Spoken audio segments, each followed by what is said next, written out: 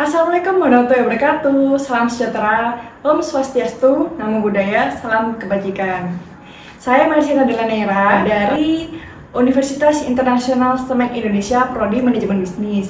Di sini saya ingin memaparkan kajian teori understanding work team dalam perilaku organisasi perusahaan X.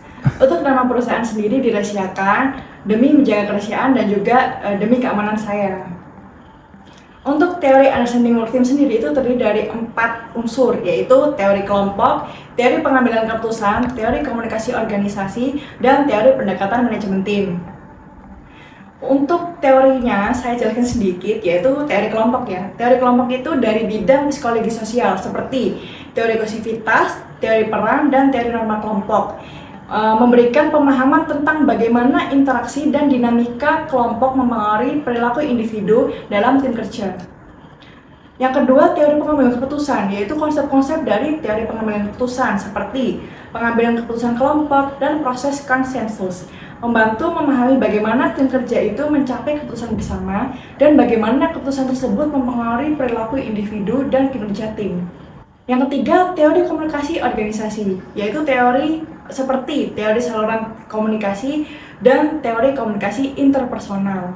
Memberikan wawasan tentang pentingnya komunikasi yang efektif dalam tim kerja dan bagaimana komunikasi mempengaruhi interaksi dalam hubungan antar anggota tim.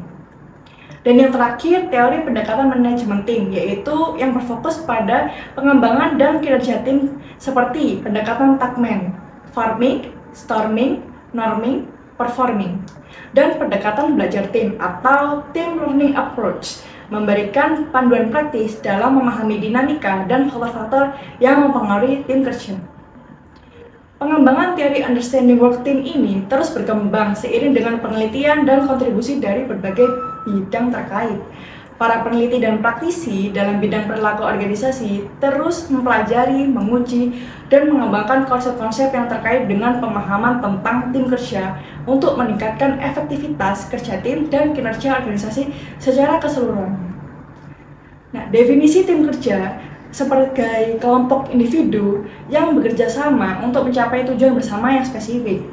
Anggota tim itu saling bergantung satu sama lain, berkontribusi dengan keahlian dan pengetahuan yang berbeda, serta bekerja secara terkoordinasi untuk mencapai hasil yang diinginkan.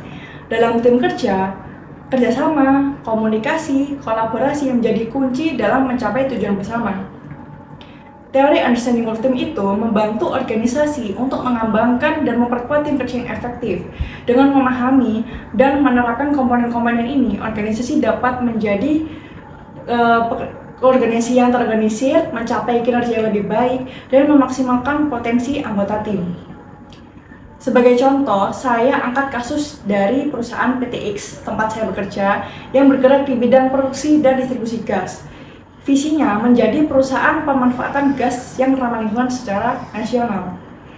Dengan struktur organisasi fungsional, yaitu terbagi dari beberapa departemen yang melakukan fungsi dan peran tanggung jawab masing-masing.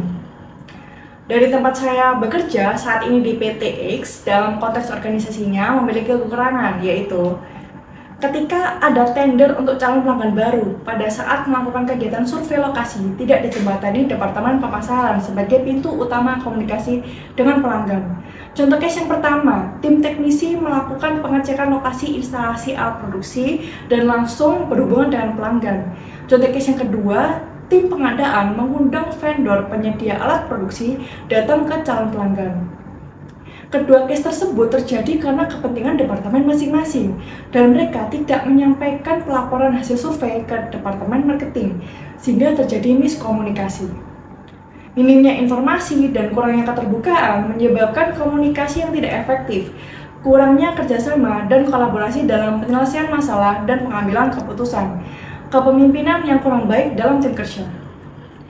Akibatnya, pertama, timeline project tidak tercapai dari target yang sudah ditentukan. Yang kedua, menyebabkan ketidakpercayaan pelanggan kepada manajemen perusahaan X.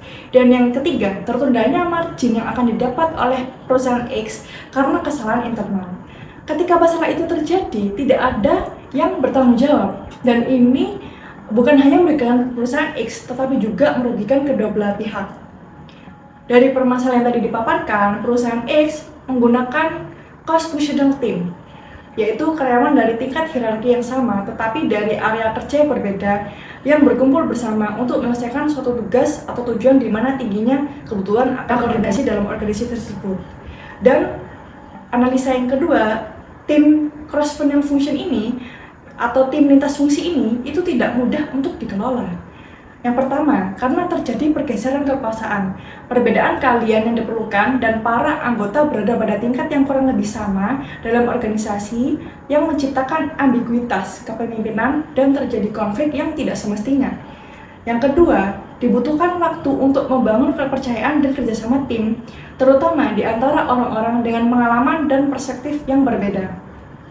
Nah, dengan kondisi seperti ini, diperlukan beberapa solusi untuk menyelesaikan permasalahan, yaitu yang pertama, kolaborasi yang kuat dan kreativitas yang terlibat dalam tim kerja dengan mendorong inovasi di perusahaan.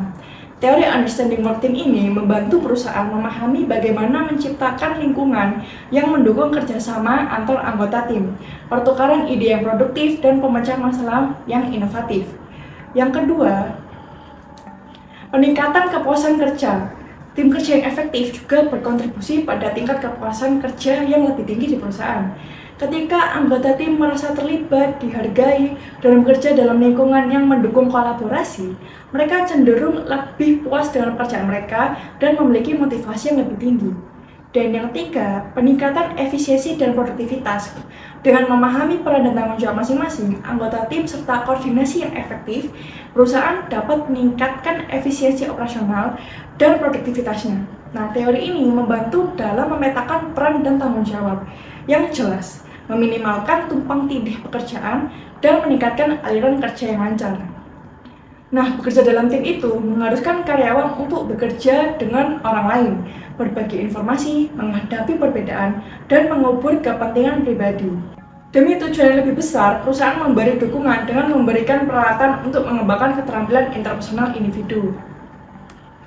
Dan diimbangi dengan kontribusi tanpa pamrih kepada tim, lalu adanya penghargaan intrinsik, memiliki kepuasan menjadi bagian dari tim yang sukses.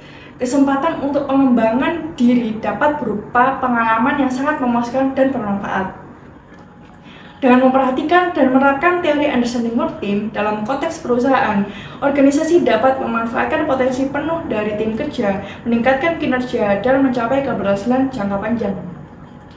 Analisa kajian teori ini kami sampaikan agar permasalahan yang dihadapi oleh perusahaan X bisa terselesaikan dan dapat menjadi masukan untuk diterapkan di perusahaan manapun apabila menghadapi situasi yang sama. Bersama saya, Marcelina Delanera, saya akhiri. Terima kasih atas waktunya. Wassalamualaikum warahmatullahi wabarakatuh.